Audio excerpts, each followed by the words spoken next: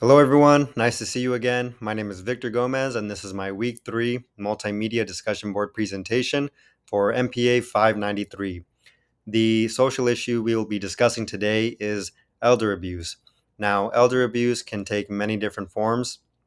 There's physical abuse, mental abuse, emotional abuse, or neglect. And yes, neglect itself can constitute a form of elder abuse.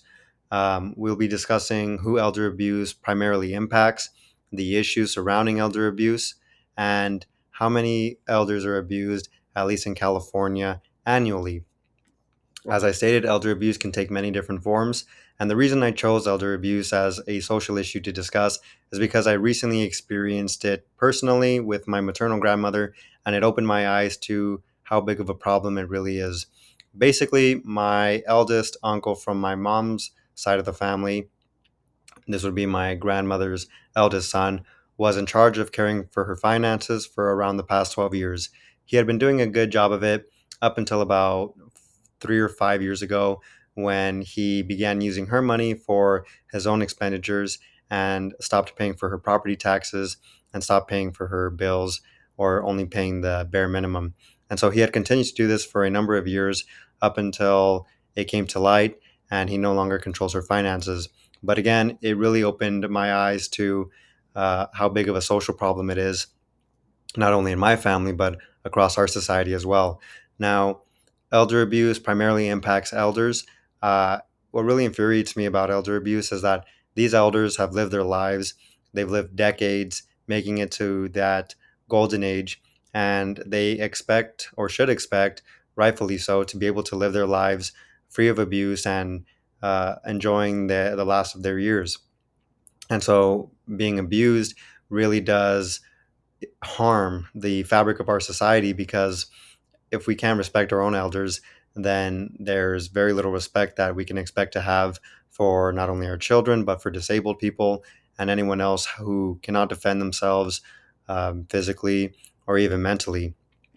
But again, it's not just elders that are impacted, it's their family members, it's their loved ones who also have to deal with the repercussions of elder abuse. And it's not only those people, but it's also the common taxpayer. Now, the taxpayer is affected because many elders are on fixed incomes and many receive what is known as supplemental security income or SSI. Now, with SSI, that money is earmarked for those elders who don't have the most income or resources and need that extra bit of financial help to stay afloat in their day to day lives. And so, those SSI recipients, those elders who receive that money, are often abused by their authorized representatives and people who are supposed to have their best interest at heart. And so, because that money that is not being used for the elders as it should be is used for other people who it's not earmarked for and who it does not belong to, that is how the taxpayer suffers as well. And again, of course, the elder is abused, but who really is impacted most from this is our society as a whole. Because again, if elders are abused and not treated fairly, then that will just trickle down to how we treat each other.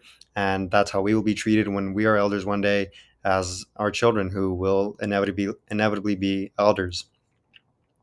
According to the California Department of Aging, there are more than 200,000 cases of elder abuse in California alone each year. And per that same website, it appears that there are many more cases that just go underreported or don't go reported at all. And so, again, elder abuse is a crime that can take many different forms and shapes, whether that be physically, emotionally, mentally, or if an elder is to be neglected. And we can only combat that by looking out for it wherever we see it, by contesting it to the highest degree, and by trying to make it right when we do see that abuse is taking place, because we're all going to be elders one day. There are elders currently now, and we need to treat them with the respect that they deserve, especially after having lived so many decades, where really they've earned the right to live out the last of their few years in peace and not having to worry about being abused in some form or another.